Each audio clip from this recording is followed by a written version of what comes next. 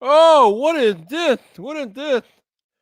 Are we live with an impromptu podcast? I think we are. I see I got some of my usuals out there in the chat tonight. This was not the live stream that I had planned for this evening, but things happen and here we are. So, on a off night, we are about to begin episode number 46 of VypDrive, and I got my dude Tech Rant on deck. So, let me get into the introduction and we can begin.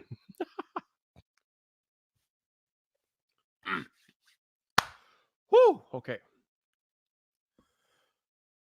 So, this man is one of the most opinionated people in the tech space.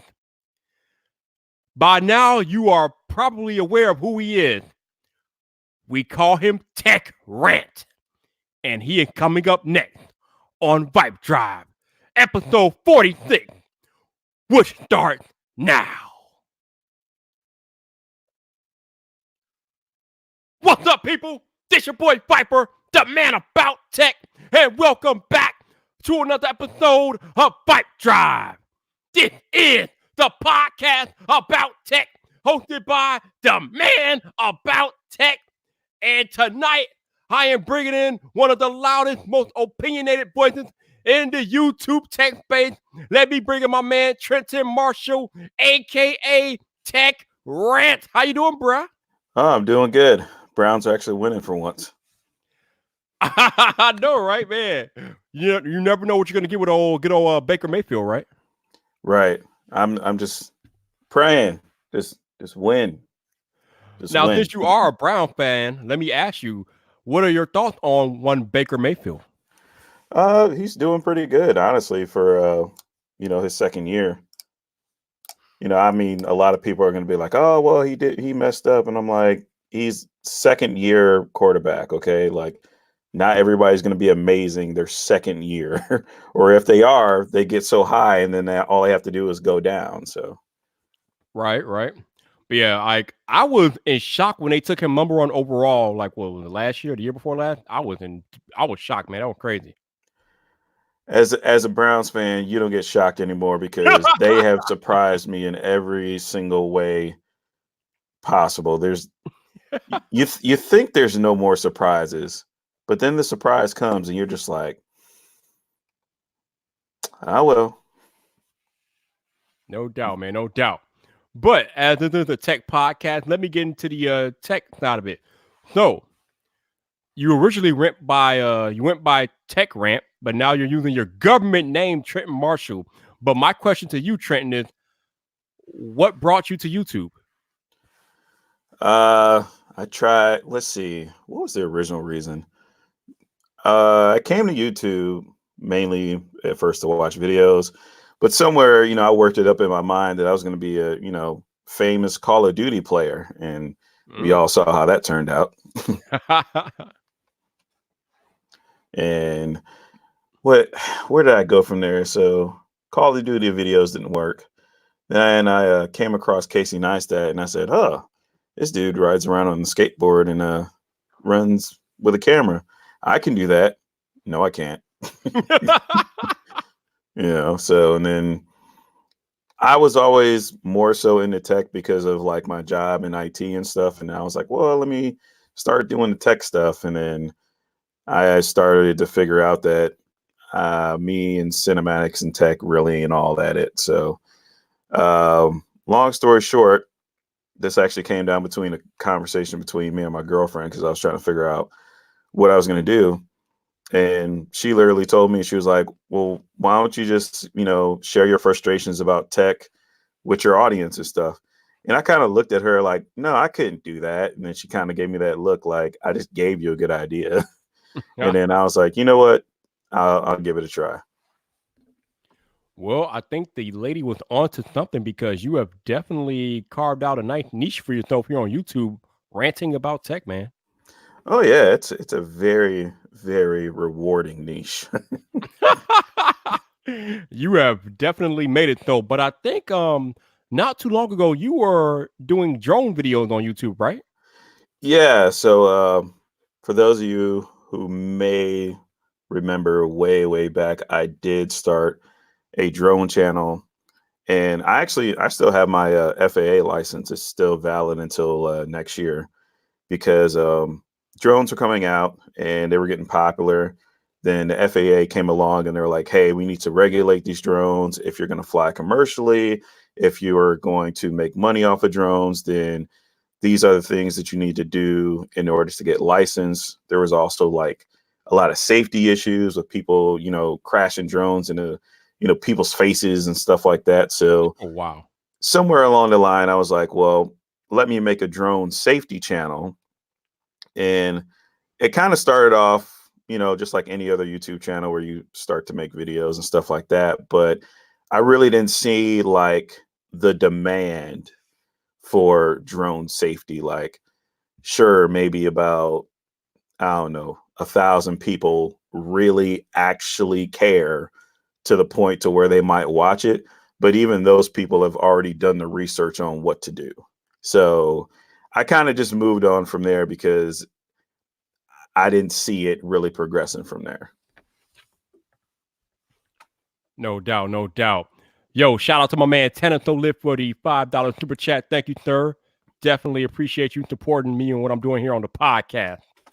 But it's funny that you talk about drone safety and things like that, because that's probably one of the main reasons. And on top of that, the FAA regulations and things like that, that's probably the main reason why I've never really gotten into the whole drone thing, because there's so much regulation behind it. I mean, like you said, you got to have a FAA like license to even legally fly a drone. And most places these days won't allow drone flying anyway for fear of public safety and things like that. Right. And so here's the interesting thing. The regulations that you have on drones, at least that the FAA provides, are pretty good sound regulations, and a lot of the materials that you study and that you do the research on is good stuff, like, knowing flight paths, knowing how your drone's going to fly and how it's going to perform, doing safety checks and stuff like that. I'm an adamant person of that because when I was in the Navy, I used to work on helicopters. So that's where, I kind of get that going hand in hand. The problem that you run into is with your state and local ordinances and even the city, where if you go to one city, their restrictions on drones can be different from the restrictions that the FAA has. And so then you have to comply with the city and you have to comply with the federal regulations. And if you're really lucky, you get to comply with the city, state, and federal. Oh, wow. That is a whole lot of regulating that most people ain't got time for, man. I'm gonna be honest. Ain't nobody got time for all that tech, Rant. Right. It gets a very slippery slope real quick. No doubt, man.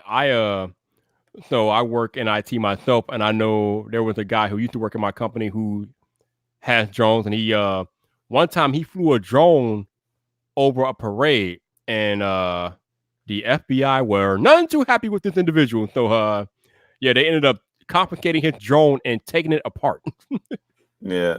What's funny, here's the funny thing. You can get into less trouble as someone who is unlicensed than you can as someone who is licensed.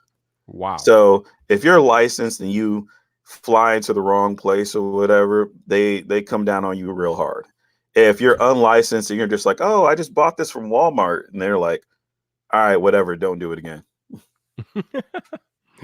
And I wonder if that's because being a licensed pilot, they expect you to know better than somebody who's just buying a drone off the street. So if you just brought a drone off the street, they don't really expect you to know all the rules and regulations of flying a drone.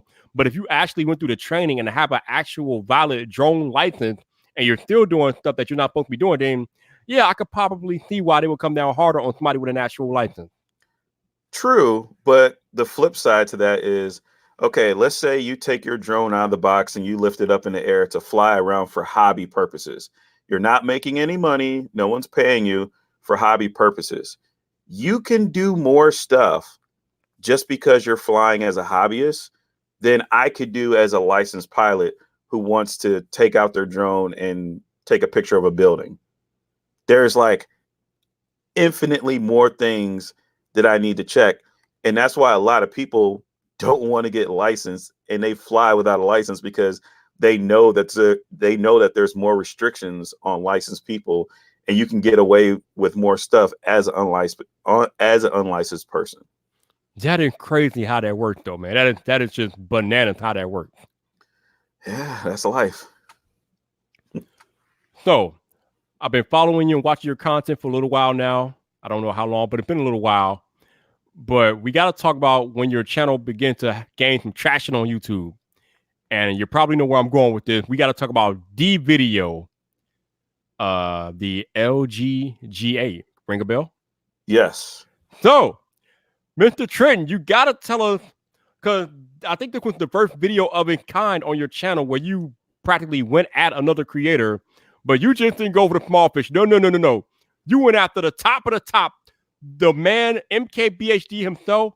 You didn't go after him in a negative way, but you were very critical of that particular video of his. So I'm guessing, my question is, where did you get the idea to go after and critique other creators, and why? How did that come about? Which inside of your content strategy? So I was working with Adrian L, and I'm working with her today. So she's been helping me out with editing, with content strategy, even back then, because we ran ideas across each other. More so, she kind of pointed me in the right direction, and I was like the execution part. But part of it started off as a rant because I and some other people kind of felt that I felt that MKBHD didn't really give the phone a fair shake from what was presented, and a lot of people feel like that. A lot of people watch content, and a lot of people, we have our frustrations and our opinions that we usually put into the comment section. And for me, it was more of a way to put it into video form and get that across to my audience and other people that kind of felt like the LGGA just got, just ran over by a bus. Mm-hmm. But that wasn't the last video of its kind. I think you made, 3 or 4 more videos of that vein, going after different creators and critiquing their videos. So I'm curious as to what made you stay that path. Well, I would be I can't lie and say that it wasn't, it didn't have some success behind it. But the thing that really did it for me was there was a lot of positive feedback behind it. I started to realize that there was like an audience of people who felt the same way that I felt, that expressed the same frustrations, but they either didn't have a channel to get it out, or if they did have a channel, it really didn't line up with the rest of their content and the rest of their niche. So they really didn't have the opportunity to say it. Or like I said, you just have like the regular person at home that's just like, oh my God, somebody say it. Somebody say it. So that's usually where I got the positive feedback on that one. Yeah, I think that at current count, I think that MKBHD video has like some 60,000 views right now, maybe more. I'm not sure. Yeah, But like you got 66, 67, something like you that. got a lot of traffic on that one video. Oh man. Speaking of traffic, I got a lot of angry traffic. Oh, I bet, man. When you go after MKBHD, no matter if it's positive or negative, they are coming for your throat, bro. They don't mess around with that. That's the hero, man. You don't mess with the hero. Man, I remember reading some of the comments, and I was just shaking my head, and I was just like, you couldn't do nothing but laugh. Yeah, I mean, our friend Travis MCP did a similar video about MKBHD, and even though he didn't even bash MKBHD in his video, his comment section, which is people coming after him, coming at his neck for even mentioning MKBHD in the video. So yeah, it is crazy how that works out, especially on YouTube, and just with high profile people like that in general, their fan base will come after you hardcore. And sometimes they're not even really fans. They don't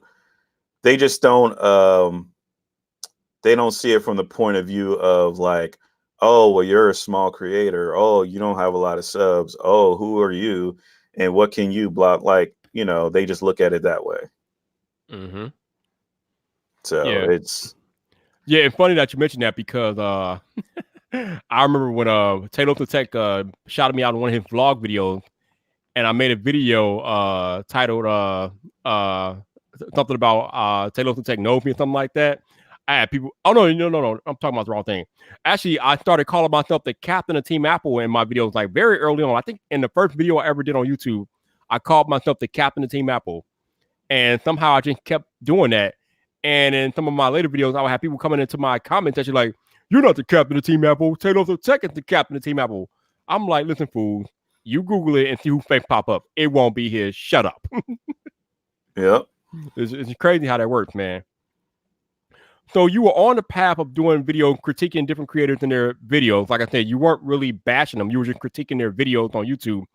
But then you stopped and you started doing like normal tech videos. So I think I remember talking to you about this when you made the transition, and you just said that you really couldn't keep up with that type of content anymore, right? Um, it was partially that, and part of it was me getting inside of my own head and kind of overthinking stuff because, um, long story short, I have a very bad issue with overthinking stuff. Like get 2 or 3 ideas in my head, and I'll just drive myself nuts thinking about every single possibility. And I even got to the point where I was taking in so much, just different information from different sources instead of kind of just sticking to what was already working, that I kind of just I kind of threw myself out of what was my element. Mm. Yeah, you know what? I can understand that because that's like a very common issue with creators. Like even if we have a content strategy, sometimes when you start doing the same stuff over and over again, you try to figure out how to introduce new things into your content strategy. And once you start trying to introduce new things, you kind of lose your way, or you just get lost trying to figure out what works best and things like that because there's so many variables that go into the content that you make. You got to think about how the algorithm is going to receive it. You got to think about what the audience wants. You got to think about what you're comfortable with. So there's a lot that goes into the content that we choose to make and put out on these YouTube channels. And like I said, even if you have a content strategy, you're trying, like you said, you're trying to factor in so many variables that sometimes you can get lost. Right. And it happens to people. Not a lot of people are probably going to admit it, but everybody's had that moment where they sit there and their mind's just spinning in 1,000 different directions. And sometimes it's kind of hard to just to tell yourself to stop. Yeah, yeah. Sometimes you just got to go back to what works, man. You got to go back to what you're comfortable with, and then just find it and go from there. Yep. So you, so this is the cool transition. So I can't talk. This is the cool transition because, like I said, you actually pivoted away from that critiquing other creators' content until what, about 2 or 3 weeks ago, Mhm. where you made the video about our friend Painfully Honest Tech. I think the video for the most part was very well received, but it was kind of unexpected. So why don't you talk to us about how did that video come about? Because like I said, you have shifted away from that content, but then here you are right back at it, and it was unexpected. And I'm just curious what brought you back. So part of that, or I would say most of that, just came from frustration because it was like, how do I say this? You know how some things just kind of hit you a little close to home or whatnot? That Hmm. was one of those issues because as you guys saw in the video, as I presented in the tweets, as I presented in what I talked about in the following, podcast or stream or whatnot, basically it was like, Jason just went off the deep end. just to keep it real, he kind of went off the deep end. A lot of people were trying to reel him in. And I was just sitting here and I was just watching all this, and inside I was just getting pissed off. Like I was just like, come on, dude. Like people are trying to help you out here. And then so it was more so the rant side that came out, and more so of me speaking up for other people, because at the time I kind of felt like, other creators who were smaller creators were getting dumped on. And I'm like, screw it. If I need to be the one to say it, then I'll say it. So Um, the other part was I talked with my channel manager Adrian, and we came together to figure out how would we go about it, how would we edit it, and how would we put it out there, because a lot of people, they took it well. Some people looked at it like, that's kind of like a hit below the belt. It's kind of messed up the way you went about it. And to be honest, I could have went way worse. I could have went way deeper. We didn't have to do it as a premiere, because we all know premieres just kill videos. Mm-hmm. We could have did all of the wonderful, fun, algorithmic stuff and super tags and all that stuff to promote it, but we didn't. We tried to, like I said, basically reach somebody that couldn't be reached. And I don't have any ill will about it, but like I said, it's just at the time it was like I felt like I had to say something. Yeah, like when we did that live stream with me, you, Jason, and Roberto did it like I think it was a few days after you did that video. Like I said, I kind of thought that I wish it would have been handled a little bit differently, but I couldn't find anything at fault with the video. Like everything that you said in the video, I thought was spot on about what was happening at that time. And I think, like you said, it actually worked out for the best, man, because I think Jason really took it to heart and he kind of understood where you were coming from. Because, like I said, when you do these videos, Trent, I love the way you do them. I love the way you do them because you don't really attack the person that you're going after. It's more like a critique. And if you can't take constructive criticism on this platform, then you really don't need to be on this platform, because that's how you get better anyway. So everything that you said in the video was on point, and it was all basically constructive criticism. And I think having that opportunity to get you and Jason together on the live stream really helped hammer it home and help them figure out that, yeah, you're going the wrong way. You might want to come back and go the other way. And I think it ended up working out for the best, man, because he's been crushing it since that whole episode. So, like I said, I wish you could have handled it in a private, maybe, but I can't really argue with the results. The results are the results. I can't argue Right. it. and like I said, it was well received. I like I said, I was looking at the likes and dislike ratio of the video, and it was a lot more likes than dislikes, man. So you definitely did your thing. Most So definitely. So are we going to see more like critique videos coming up, or are you going back into the regular tech videos and things like that? There will probably be another critique video. It just depends on who slips up, I guess.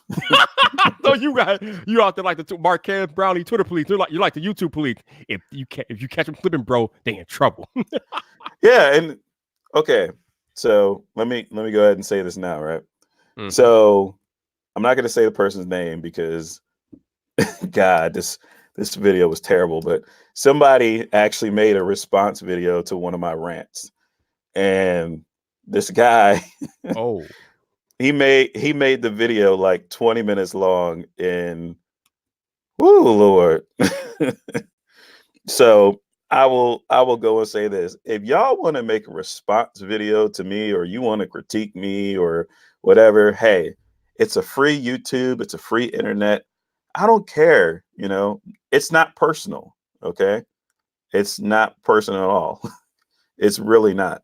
It's creators making content and creators critiquing content. Yep. So I can just leave it at that. Yeah, I think that's one of the things about being a creator and being a public figure in general. When you put yourself out there, you are opening yourself up to critique, criticism, trolls, naysayers, everything. And you just have to be able to know how to handle that correctly, because you're getting that no matter what level you're at. You're getting it. It's coming at you. Right. And I have nothing wrong with someone critiquing you or questioning what you said, or, wanting verification on something. There's nothing wrong with asking for that. No, not at all. I mean, when I first started, over almost 2 years ago, my man Christian Taylor sent me a private message on Discord. He was like, dude, I love your content, but you need to do something about your audio, because your audio sounds like you're underwater. You need to get a mic or something. And I mean, he was pretty cool about it. And then like I went back and I watched some of the videos and I was like, all right, he has a point. So I went out and I got a Blue Yeti and I've been going since then. But that's the type of stuff that we as creators, we need to listen to that type of constructive criticism because that's what helps us as creators grow and get better. Turning your nose up at people and not taking the actual legitimate criticism into account doesn't help you. It only hurts your growth. So we need to be able to take that. You got to have that. You got to be able to take it all, man. You got to take the good and the bad. Right. So we got people in the chat, and I see y'all out here. I see y'all in my live stream. I see y'all in the chat. You all want to talk about actual tech. So let's pivot to foldable phones. Now, Trent, you know that the Motorola RAZR is making a comeback. We bringing the 90s nostalgia back. So the people of Vype Nation, they want to know what you think about the Motorola RAZR. So far as the RAZR is concerned, I actually kind of like it, but I don't like the price. I don't either. Now, what I find interesting about the RAZR, and I want to learn more about this, is how long was Motorola working on their screen? Because I think they came up with a better solution to the device folding than the Samsung Fold did. Yep. Because when you look at how they designed that and how the screen bends in, it's kind of like this like duck oval shape on the inside of it, but it folds flat. Yeah. And the Fold wasn't folding flat, and the Fold cost more. And supposedly they were working on it longer. So how did Motorola arrive at that point? I mean, that's a good question, but I think Motorola might have had a head start because they were the original OGs of the RAZR, and they already had that form factor in the labs in their R&D department. So if you're going to make a form factor if you're going to make a foldable phone with a foldable display out of that form factor, Motorola already had a head start. So I think that's probably why their RAZR is kind of better functionally than the Galaxy Fold, because like you said, that screen kind of retracts in when it's folding up. And that's something that we are definitely not getting on the Galaxy Fold. So that is a kind of an awesome feat of engineering by Motorola. So that's legit. But I agree with you though, man. $1,500 for a phone with mid-range spec and one camera. No, Motorola. What are you doing, baby? What are you doing? For me, it's not even about the specs, because honestly, if we're talking about specs, then every Apple phone should just be priced way lower. For me, it's about the durability at the end of the day. Like, I understand the restrictions that you're going to have, with folding it and stuff like that, but it's still a plastic screen. It's still something that is probably going to be very expensive to repair and very expensive to replace. And then even some of the installment plans that we're seeing, because I think it's only on Verizon, it's like $62 a month.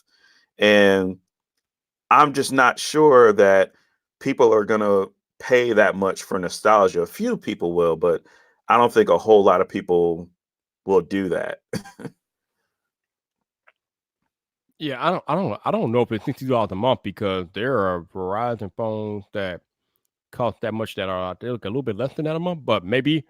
But I mean, but I see George in the chat. He's saying new technology doesn't come cheap. But what exactly?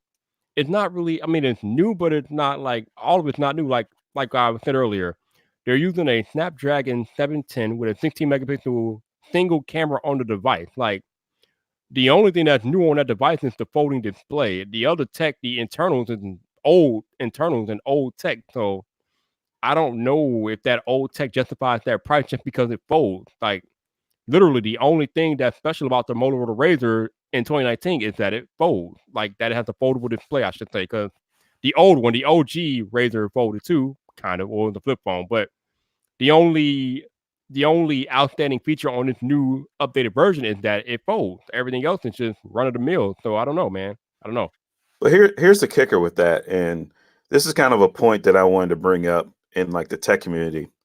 So why is it that we as tech creators have to always analyze and come up with the reasons why or why not something costs the way it does, when the company should be doing that? The company should come out on stage and defend their price. The company should come out and defend their product and say, the reason why this costs this is because we did this and we integrated that. And this is our feature, and on and on and on. But it's like, it's always on us as the creators, and the companies just get to sit back and say, good job, Marquez. Good job, Austin Evans.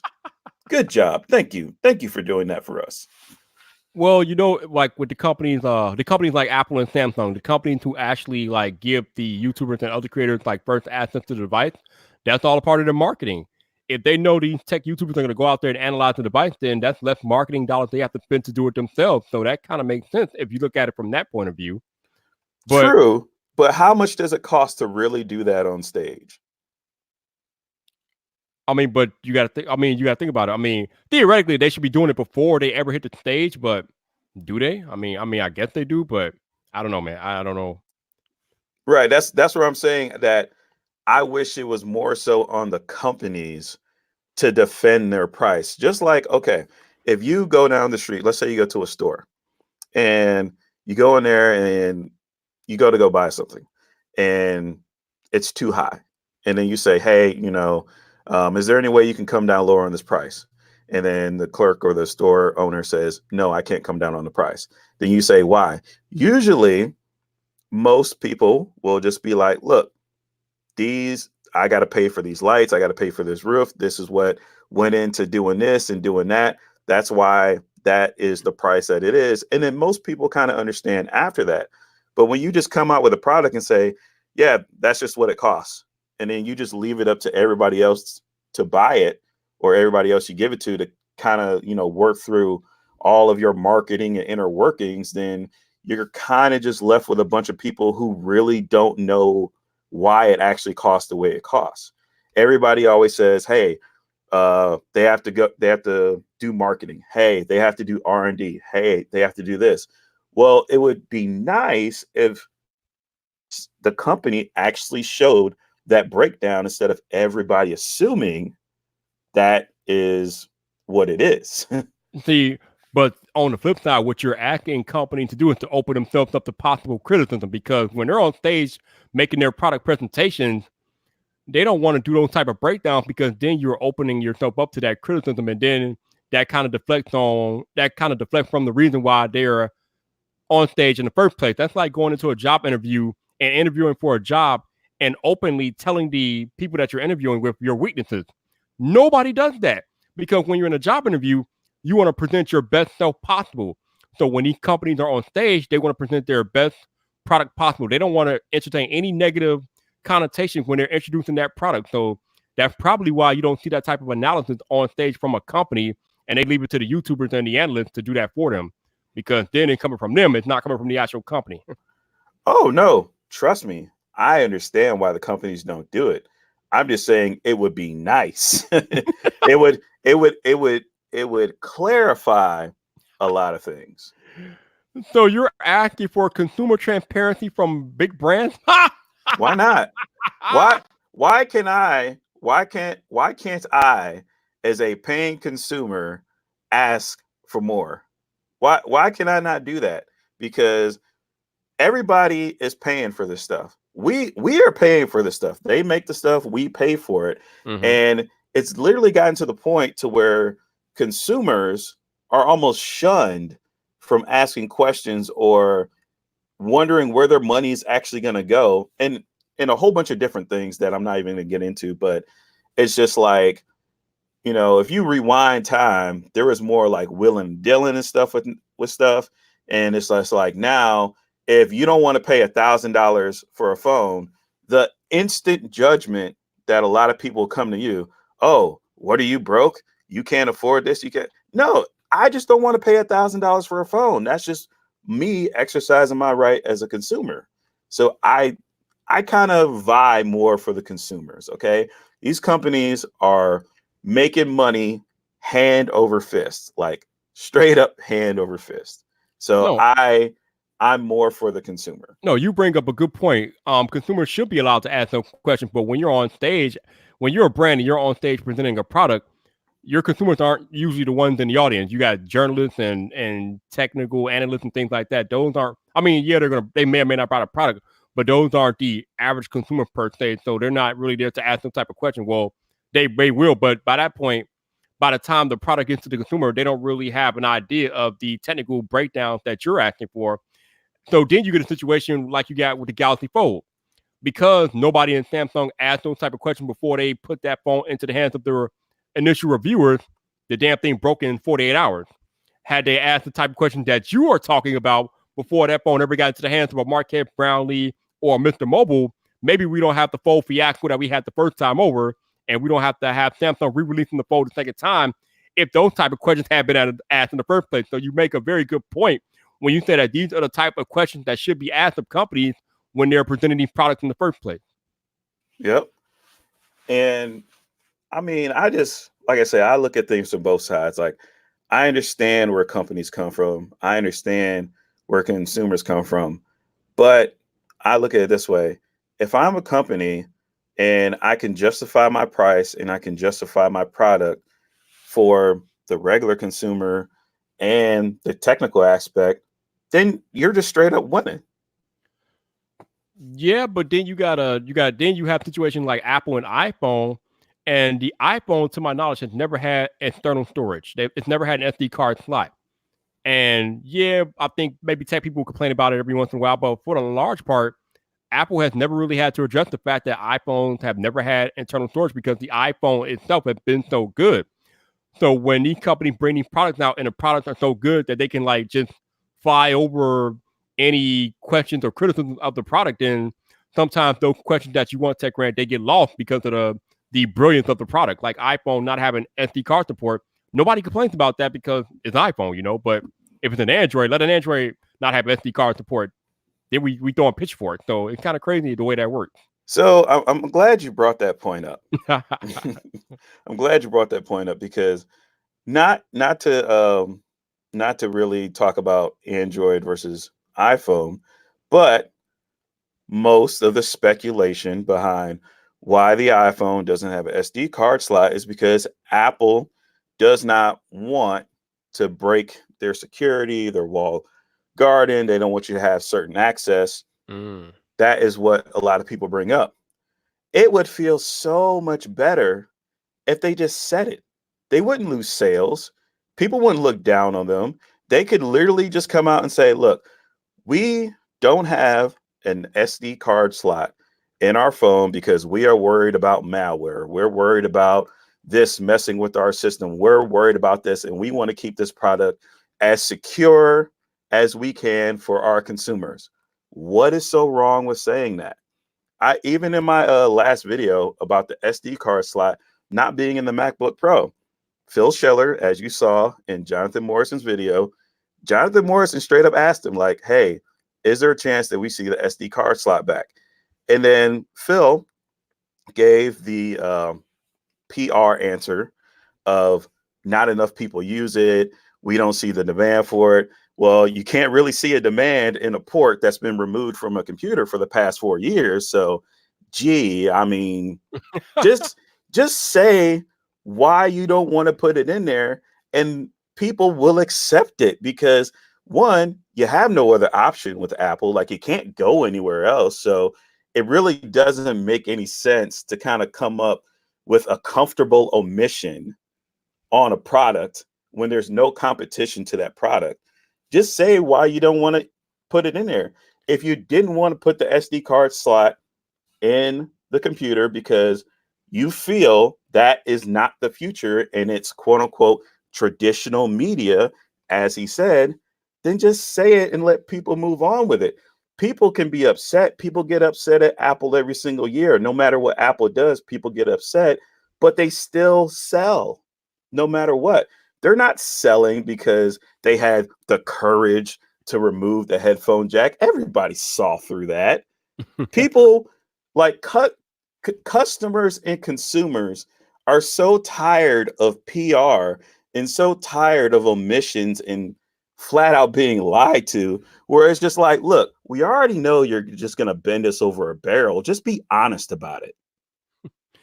It's funny you bring this up because I just thought about something that we heard at the Google Pixel 4 keynote when the guy came on stage and he ran through his whole hullabaloo about how, yeah, the Pixel 4 doesn't have a ultra wide angle lens because even though we know it's more fun for consumers to use it, we just don't feel like it's that important, or we feel like it's not used enough. So when you have a company flat out telling you why they didn't include a feature like Google did, and you saw how that was taken, right? That was taken with all sorts of just consternation and just backlash. People hated that. So maybe again, that's why these companies don't openly admit when they're missing a feature, or they don't openly tell us on stage why something's not there, because there's no answer that they can give that's going to be ideal. Trenton, I know you said that it will make you feel better, but think about it. If a company came out at a presentation and openly told you why a certain feature wasn't there, is that company going to win that situation? Probably not. The only reason why they don't win is because it's not the norm. That Google went out and did that, right? And all these other companies don't do that. Mm-hmm. But if that was the norm, where companies came out, told you straight up what you're getting into, this is what you got, this is what we were able to do, we're working on this, or we'll fix this next year, or whatever. But then one company straight up lied to you when all the other companies were telling you the truth, there would be outrage. So it has more so to do with what's accepted as the norm. For example, Apple originally got rid of the headphone jack while everybody else had headphone jacks. Mm-hmm. Everybody lambasted Apple for doing that because the norm was that every phone has a headphone jack. That is a necessary thing because a lot of people were using headphones plugged into their phones. Apple went off the deep end and they did something different. And then the rest of the market followed, to where now, if you question why a phone doesn't have a headphone jack, people look at you like you're crazy. Why are you upset that this phone doesn't have a headphone jack?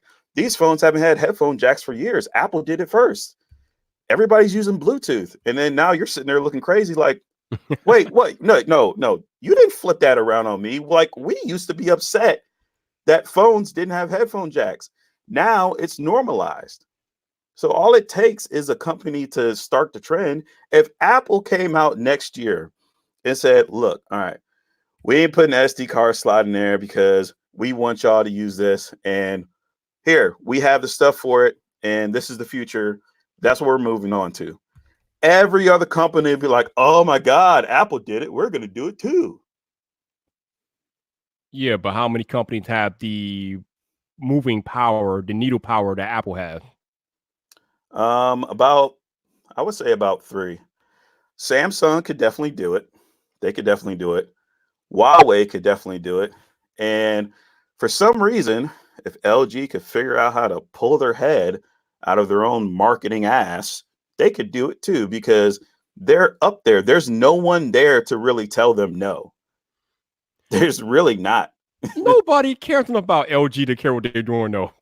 But here's the thing, though. LG is kind of like Google, to where they can keep, messing around in a circle with these phones, but that's not really their main thing. Like, LG's killing it in TVs and washers and dryers. Oh, yeah. They're not Definitely. crying over phones. Not at all. Like, Apple's main thing was phones, and then now they're switching to services. Samsung can pretty much do whatever they want because they provide all the chips and the hardware to everybody's phones, cameras, TVs, dishwashers. I mean, you name it, they're there. Huawei is sitting here putting, internet all across the entire world except for the United States. Right, except for the US. So the companies have the power to do it, like if they really wanted to. And it's more so if they wanted to do it, they could do it. Yeah, but like Apple removing the headphone jack, like Apple is the industry leader in mobile technology as far as setting the trend. I shouldn't say industry leader because they don't really innovate that much. They do a little bit, but not that much. But when it comes to setting actual mobile industry trends, Apple is the leader. They put a notch on the iPhone, all the Android OEMs follow. They remove the headphone jack, all the Android OEMs, they follow slowly, but they're starting to follow. So Apple is the mobile industry leader in actual trend setting and things like that. There aren't too many companies that can actually set a mobile industry trend like Apple, if any. Samsung actually tried to remove the expandable storage. They removed the SD card slot and got lambasted and ended up putting it back. Right. But here's the thing. If Samsung would have left it out, okay, first year, everybody been upset. We all would have groaned about it. Second year, less people would have groaned about it. Some people would have still groaned about it, but less people would have groaned about it. By the third and fourth year, everybody would have just accepted it and moved on, because what are your other options? Okay. And that's what you really got to look at. With Apple, there's not too many other options. With Samsung, when you're looking at flagships, when we're all lining up flagships against each other to see which ones actually stack up, how many other flagships out there really stack up with Samsung? Not too many that are available in the American market. Now, sure, if you want to go overseas and get an import, or you want to go through all this extra stuff besides just walking to a carrier store, there's really only four or five up there. So your choices are already set in stone. Like I said, the companies pretty much have the power to kind of do whatever they want. And that's why I advocate more for the consumer, because the companies can just really do whatever they want to do. Yeah, but I think I don't know. I just feel like You're running out of gas, Viper. no, come on, bro. You know better. I just feel like certain company can do certain things they want in their niches. Like Samsung is the industry leader in display technology. So if they want to make a pivot, if they want to make a move in display technology, they can do that. But when they, like I said, when they tried to remove the SD card slot, they quickly reneged on that, because they didn't want that smoke. If Apple wants to remove a headphone jack on an iPhone, Apple can, and they did, and everybody else followed. I don't really know what LG can do to set an industry trend as far as mobile goes. I mean, well, I guess they can make another quad DAC, but then the headphone jack is dead, so I don't know what they're gonna do with that. But yeah, I don't know. It's interesting, but this is an interesting. This is a very interesting conversation we're having about companies and why they don't like own up to their product flaws and things like that. But like I said, I know why, because they don't want the negativity. They don't want that cloud over their product launches and things like that. It's the same reason why a lot of these companies launch a half-baked product and don't really say nothing too much. They just release them, and then when they get into the consumer's hands, then we got to figure out, oh, it doesn't have this. Oh, it doesn't have that. Oh, it doesn't have that. Then all holy hell is raised, and then they have to go back and then fix the issue. So it's crazy, man. But that shows you the power of companies right now and where they're at. Let me ask you this question. If there was a company who made a cell phone, right? They're a brand new company, nobody knows about them, and they're just coming out and they're just getting their feet into the water. If that phone comes out and that phone isn't perfect, that phone is not perfect, that company will most likely be dead. Okay? That most people aren't willing to give a brand new company a new chance. Whereas you have companies like Apple, you have companies like Samsung who have been around for years, who have been doing this for years, who have had multiple products and God knows how much money to do stuff and throw at stuff, that when they actually come out and they do slip up and they do something, they can literally sit back and say, okay, we might have a couple people leave us, but it's not going to be the end of the world. And they got that kind of power. They can literally sit there and do that. Yeah, because like you said, those companies have the clout. But I would argue that when the first OnePlus device came out, I'm pretty sure it wasn't perfect.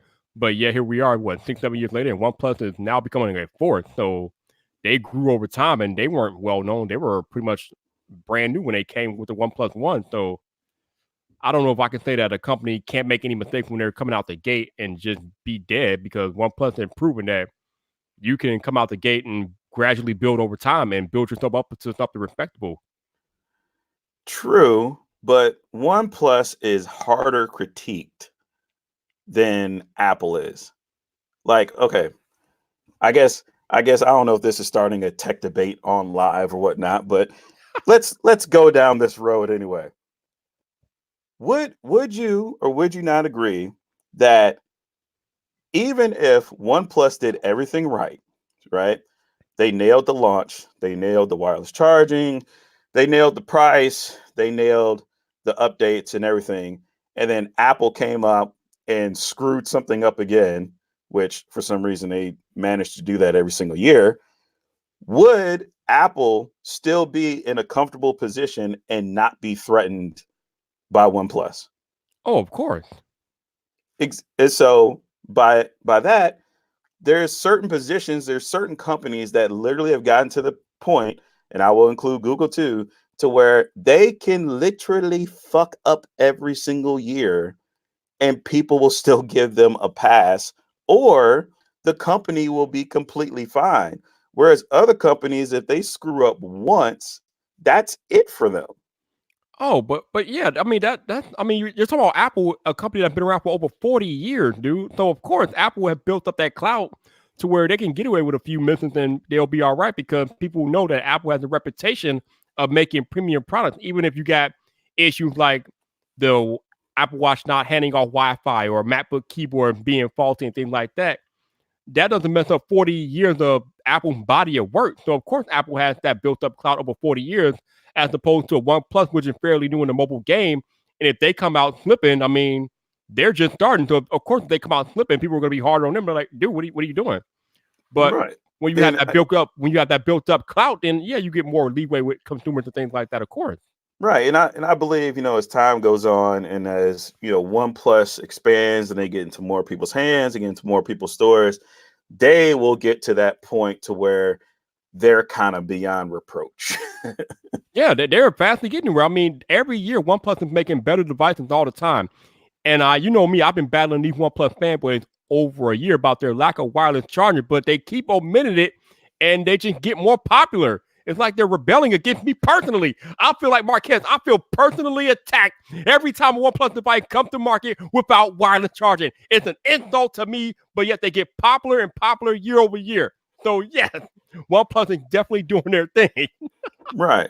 And so this all goes back around to where, like I say, I'm advocating for the average consumer, the regular person, because when you're a company and you get to a point to where you literally can come out and say, well, we fucked that up. Oh, well, they're still going to buy it.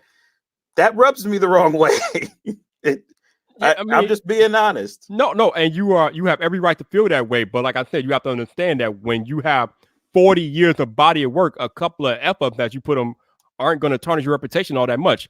Now, if you have a succession of F-ups, then yeah, people are going to start to look at you side-eye like, what the hell are you doing? But I don't know if we can say that Apple or other companies like them have had a succession of F-ups that are making us look at them some type of way. So it's going to take a lot more than one or two F-ups to have us looking at them side-eye. Okay. Apple has had plenty of slip ups to the point to where you kind of almost want to look at them sideways sometimes. But the one thing that they got going for them is that there's no one else that makes their hardware and that they can market their asses off and that the iPhone is still a status symbol. You forgot the ecosystem. Okay. Here's the reason why I don't include the ecosystem. Everybody says ecosystem. Ecosystem is for people who are techies and for people who are YouTube creators or like really into IT. The regular person most likely owns one iPhone device. And I see plenty of them at my school. Okay, you said one iPhone. Okay. I've seen plenty of teachers, I've seen plenty of principals that literally only have an iPhone. They only have an iPhone. They don't have a MacBook. They don't have an iPad. Right. They don't have AirPods. They don't have all that extra stuff. I see plenty of people just walking around with the oldest, most broke down, tore up looking iPhone 4, iPhone 5, iPhone 6. Okay, let me stop you right there. Let me stop you right there because while you are correct, and there are a bunch of people that have just one Apple device, as of 2017, there are 60% of households in the U.S. that own more than two Apple devices. So when I say ecosystem, the ecosystem is real, bro. It ain't a joke. A lot of people in the U.S. own more than one Apple device. Okay, let's talk about that study. Does that study include having multiple iPhones in the house, or does that study say that each person that has a multiple Apple device has different devices? Are we saying that in these households, the people have an iPhone or an iPad or an iPhone and another Apple product, or are we just counting how many phones are in the house? We're talking about Apple devices as a whole. I don't know, Ed. It didn't really break it down as far as what devices. It just said Apple devices. Right. So one of the most sold things are iPhones.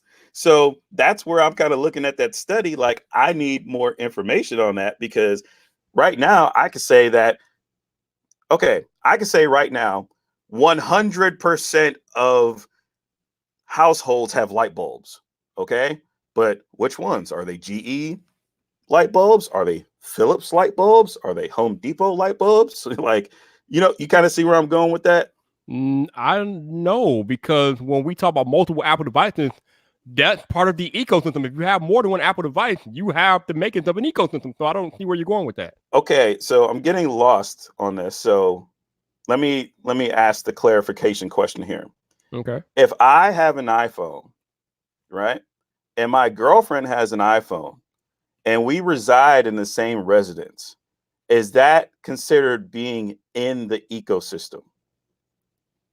I see what you're saying. Okay, I got you. All right. That's what I'm saying, because a lot of these studies, for one, are taken on very small groups, because when you actually go into the studies and you actually drill down and you actually read the study itself, it'll say surveyed out of 300 people, 500 people, 1,000 people. Then they use some weird algorithm to like extrapolate it across the US. And then that's where I kind of look at it and I'm just like, I'm not so sure about all that. Now, Roberto But brings that's where I need clarification. Roberto brings up a good point, because even though you might have two iPhones in the house from two different Apple accounts, they both connect via iMessage, so that would technically be the ecosystem, because of iMessage would connect them, even though those are individual Apple accounts. So, but I get what you're saying though. But I mean, I guess my answer to that would be, if you were talking about 60% of households having multiple Apple devices, they're probably all on a family plan, or most of them are probably on a family plan which connects them. So still, that will qualify for being in the ecosystem if they're all on the same family plan or the same Apple account or family account. So, like I said, there's a reason why the AirPods are the number one selling earbuds. There's a reason why the Apple Watch is dominating the smartwatch market. The ecosystem just cannot be ignored. It's there. You can't ignore it. Right. I mean, like I think me and Roberto was having this conversation last night. If you take Apple products in a vacuum, they might not be the strongest products in their particular class in a vacuum if we're just grading them in their own product category.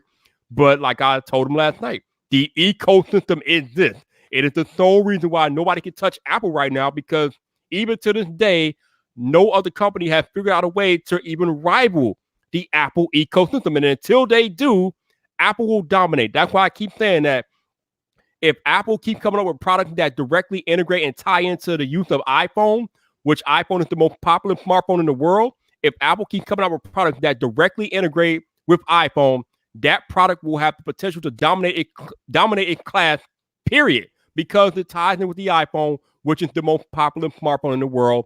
So that product, by association, has a chance to dominate immediately. Exactly. Because of the ecosystem. Right. It's that strong. Yeah, my main point is that I feel like when people say ecosystem and they think of multiple products, that they therefore associate that every single person that owns an iPhone also has another Apple product. And that really gets misconstrued really fast. Because like I said, I know plenty of people. I've seen plenty of people that can barely afford that one Apple product, and they're like, look, I'm just going to ride it out until it dies. No, I mean, hey, it wasn't that long ago. I was in the same boat. I only had an iPhone. That was the only Apple device I had. So I completely understand where you're coming from. But in 2019, with the way these products are being sold, that's a harder argument to make than ever, because it's so easy to get other Apple products into the ecosystem now. So the ecosystem is stronger than ever. Right. But man, this has been a lovely conversation. We got people talking about how this should be a tech fight, even though I'm retired, y'all. I told you I'm retired, but I appreciate the enthusiasm. Trenton, man, it's been a pleasure, bro. Yeah, no problem. Before we get out of here, Trenton, let the people know where they can find you. Okay, so now that I actually got most of my social media in order, you can find me on Instagram at Mr. Tech Rant. And you can find me on Twitter at Mr. Tech Rant. And you can find me on YouTube as Trenton Marshall. You see the problem there, right? No, I don't see the problem there. Insert sarcasm. We got 2 out of 3, man. You gotta complete the trifecta, Trenton. Come on, bro. Look, I can't change names again. Okay, I done already done it too many times. Oh yeah, that's right. They got you on lockdown. They got the eye on you. Yeah. Okay. Let's say maybe I get to 100,000. I might think about it. No doubt. Thank you guys for tuning into the live stream tonight. I see all of you all 35 of you in the live chat on YouTube. Thank you very much. If you're listening on audio only, thank you so much. I appreciate it. All you guys on YouTube that super chatted tonight, thank you. If you're listening on audio only and you want to support the podcast, there will be links in the show notes for you to do that. If you're watching the replay on YouTube, there will be links in the description if you want to support the podcast. But thank you to my man Trenton Tech Rant for joining me tonight on VypDrive episode 46. And I will be back next week with another episode of VypDrive, which will be number 47. We are fastly approaching 50. My goodness. But thank you, Vibe Nation. You guys have been great. And you know what? What time is it? It's 10:22. Probably going to live stream again because I meant to live stream earlier to talk about the Mandalorian recap. And once I'm done here, I'm probably going to start up another stream so I can talk about the Mandalorian. Have you watched that trend at all? Nah, I'm holding off on Disney Plus. You know you can get it free if you're with Verizon, right, for a year, right? I'm with T-Mobile. Ah, okay. But yeah, I'm probably going to live stream again here in a minute so I can talk about the Mandalorian. But yeah, I will check you guys next week with another podcast. But until the next time, people, this your boy Viper, the man about tech. You know where to find me. So come back for more.